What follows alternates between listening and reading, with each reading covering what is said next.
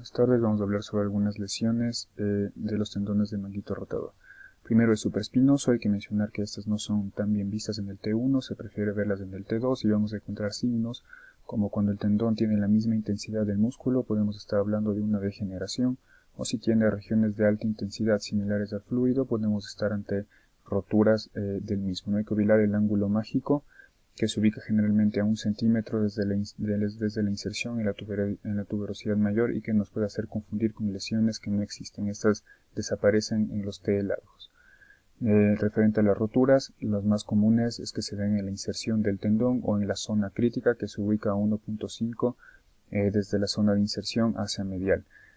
Cuando estos están en la superficie articular, en los artrogramas, el gadolinio penetra estas zonas de rotura. Cuando son parciales, generalmente empiezan en la superficie articular y hay retracción de las fibras inferiores y las fibras superiores quedan intactas. Las roturas en la superficie bursal no es necesario los estudios con artrogramas con gadolinio, ya que en esta área el gadolinio que se encuentra interarticular no va a penetrar las zonas de la bursa. Y las roturas de intrasustancia generalmente se dan por un aumento de la señal en el T2 sin extensión hacia las superficies bursal o articular.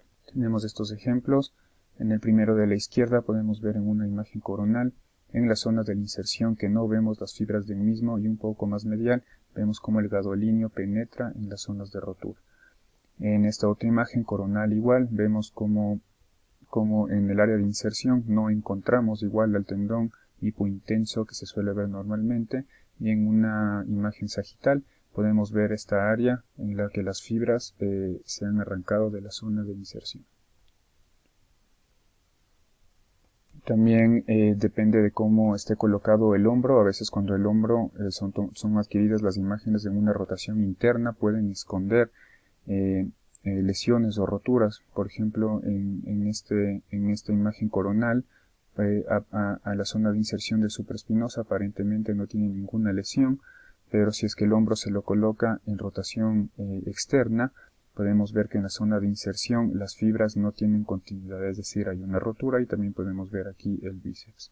Y en estas adquisiciones sagitales podemos ver en el área de inserción del supraespinoso que las fibras no están en contacto con el hueso, es decir, hay una rotura en la zona de inserción. Las roturas completas, vamos a tener signos característicos que nos van a ayudar, como la discontinuidad del tendón con señal de fluido en el gap que queda restante de la rotura. Cuando hacemos artrografía con gadolinio, este atraviesa desde la superficie articular y penetra en la bursa subdeltoidea subacromial. Cuando las roturas son pequeñas, el gadolinio puede verse como una pequeña línea hiperintensa, como que diseca el tendón y va desde la superficie articular a la superficie bursal. Lo que debemos hacer nosotros es caracterizar el tamaño de la rotura, el grado de retracción y la calidad de los márgenes que quedan después de la rotura. Puede acompañarse de atrofia muscular de los músculos comprometidos, y estas se ven como un aumento de señal del músculo en el T1, y el diagnóstico se realiza cuando hay una disrupción completa en una dirección cráneo-caudal con comunicación entre la superficie articular y la superficie bursal.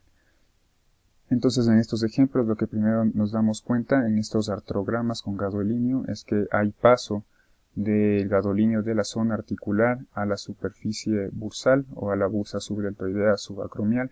Otro que nos damos cuenta es que hay una total discontinuidad de las fibras con la zona de inserción y comunicación entre la zona articular y la zona bursal. Aquí también en este ejemplo de la mitad podemos ver el tendón completamente retraído, y en esta adquisición sagital podemos ver que la zona de inserción que se encuentra entre estas flechas que pertenece al supraespinoso, no vemos el tendón insertado en el hueso.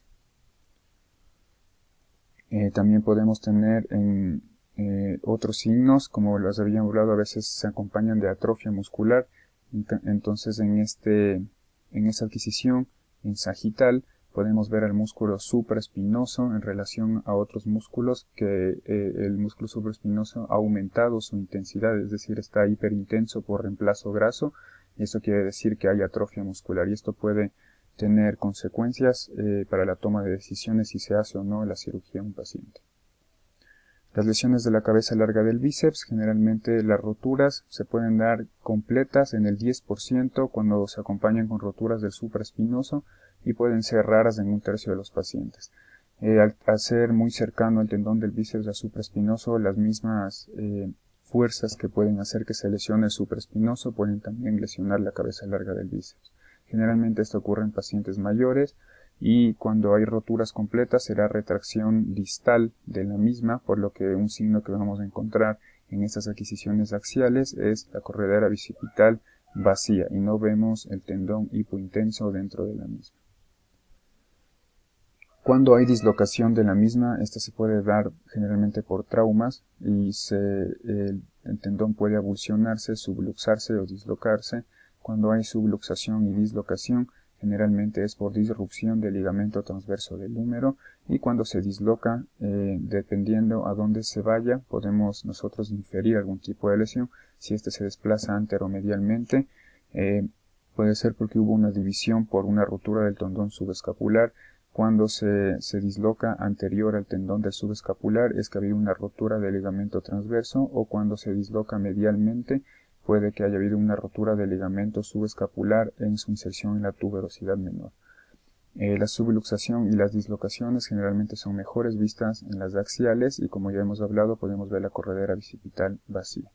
En estos ejemplos, en el primero de la izquierda, podemos ver el tendón de la cabeza larga del bíceps como está subluxado por un daño en el tendón, en el ligamento transverso del húmero. Podemos ver aquí como el tendón del bíceps en la corredera no se le encuentra, es que hay una rotura del ligamento transverso que lo mantiene firme, y lo encontramos aquí medial y anterior al subescapular. Acá tenemos otro ejemplo en la cual el tendón del bíceps se encuentra por detrás y medial al ligamento del subescapular, y es porque ha habido una lesión en el lugar de la inserción en la tuberosidad menor del ligamento subescapular. Y aquí podemos ver que primero la cabeza del húmero está luxada hacia anterior, por lo que ha habido una rotura de los ligamentos, y podemos encontrar en esta área más anterior y medial al tendón de la cabeza larga del bíceps. En las lesiones del infraespinoso y teres menor, las lesiones no son tan comunes como las del supraespinoso, sin embargo, pueden estar asociadas a trauma, roturas del supraespinoso o atrapamiento posterior del hombro.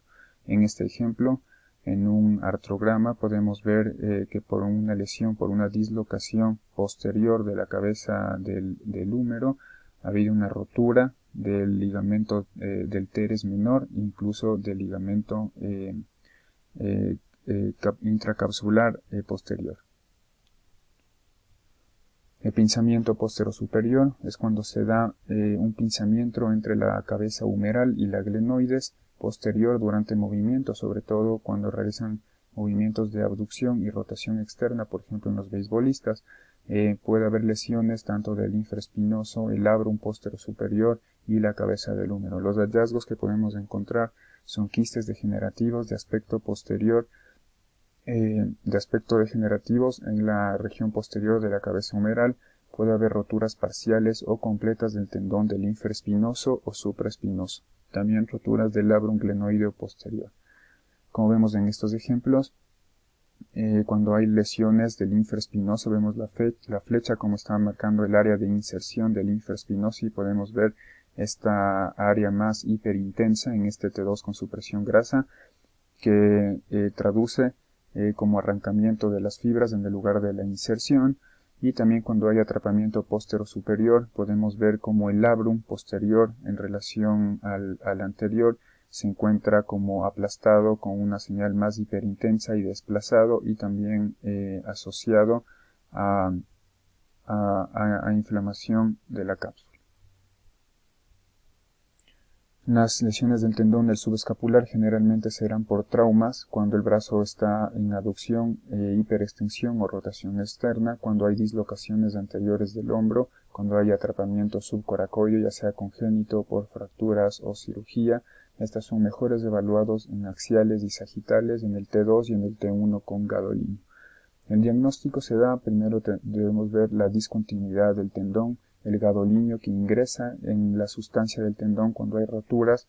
Podemos tener señales anormales intrasustancia, cambios en el calibre o en la posición del tendón, y otros signos puede ser, por ejemplo, fluido por debajo de la inserción del tendón en la tuberosidad menor, atrofia grasa del subescapular, subluxaciones y dislocaciones de la cabeza larga del bíceps. En este ejemplo vemos que primero tenemos una dislocación de la cabeza del húmero hacia anterior, lo que ha causado la rotura del ligamento del subescapular, que vemos aquí que se encuentra arrancado de su lugar de inserción, se encuentra retraído y aumentado de tamaño. Incluso podemos ver también aquí una dislocación hacia posterior de la cabeza larga del bíceps. Cuando hay roturas masivas del manguito rotador, generalmente se da en pacientes mayores por degeneración marcada, artritis inflamatoria, diabetes, tratamientos con esteroides. Estas afectan a múltiples tendones y como en las anteriores regiones podemos ver retracción de las fibras musculotendinosas, atrofia, hay comunicación entre la articulación y en la cara articular y la bursa subdeltoidea subacromial, quistes sinoviales. En los cambios de osos podemos ver migración superior de la cabeza humeral, cambios degenerativos subacromiales y artropatías también en las zonas de las lesiones.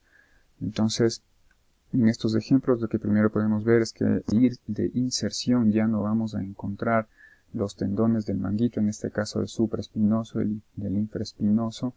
Aquí en esta otra toma sagital podemos ver que solo se ve la cabeza desnuda del húmero y las fibras del supraespinoso que van entre estas fechas o el infraespinoso ya no se encuentran.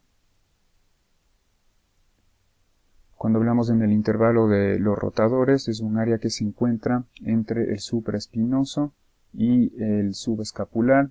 Podemos ver aquí el bíceps y los ligamentos coracoideos, que estos corresponden al intervalo de los rotadores. Podemos ver que normalmente cuando van desde el proceso coracoideo hacia el húmero, vemos que en los T1 esta área con grasa es bastante hiperintensa. Esto es lo normal que debemos ver en las adquisiciones. Sin embargo, cuando hay lesiones del mismo, vemos que estas áreas que son hiperintensas de la grasa normal se encuentran casi isointensas al músculo por cicatrización o fibrosis del mismo. Incluso vemos aquí cómo están rodeando al bíceps. Y podemos ver también en estos estudios con gadolinio, como hay gadolinio en la bursa subdeltoidea subacromial, lo que traduce en alguna lesión por rotura del manguito rotador. Eso es todo, muchas gracias.